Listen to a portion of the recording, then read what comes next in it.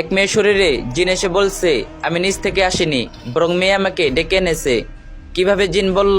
সে মেয়েটি বাথরুমে যখন গোসল করতে যায় সে গান গাইতো, কাছে এসো কাছে এসো। কলোজাব কাছে আসার গল্প, এরকম একটা বিজ্ঞাপনে আপনারা হয়তো এই গানটি শুনেছেন। এই মেয়ে গোসল করত আর গুনগুন করে এই গান গাইতো।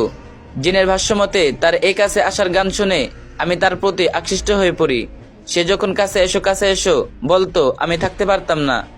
জিনের আরো কিছু তথ্য শুনে আরো অবাক হবেন। মেয়েরা প্রাইভেট কাপড় সে ধৌত করতো না, গোসলখানার কাপড় রাখার রেখে রেখে আসতো। অনেকদিন পর পর সব একসাথে ধৌত করতো। তাছাড়া মেয়ের মাসিকের অসুস্থতার রক্তের পেট বাথরুমে রেখে দিত। জিনের দাবি সেখান থেকে নাপাকের ঘিরান আমাকে তার দিকে টানতো, যার কারণে আমি তার প্রতি আকৃষ্ট হয়ে গেছি। এই বিষয়গুলি আমাদের অনেকের পরিবারের মেয়েরা করে। আসলে বিষয়গুলি এখানে বলাটাও লজ্জাকর, কিন্তু বলাটা জাস্ট সতর্কতার জন্য, সাবধানতার জন্য। আমাদের পরিবারের অনেক উঠতি বয়সের মেয়েরাও ভুলে এমন কিছু অনেক সময় করে ফেলে। তাই আমরা অভিভাবকরা যারা আছি, আমাদের মেয়েরা যেন এই বিষয়গুলির প্রতি খেয়াল রাখে, তাদেরকে এ ব্যাপারে সতর্কতা ও তাগিদ দিতে থাকা।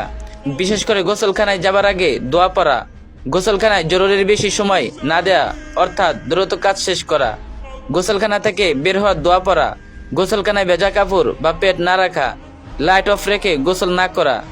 এই কাজগুলি খুব গুরুত্ব সহকারে মনে রাখা।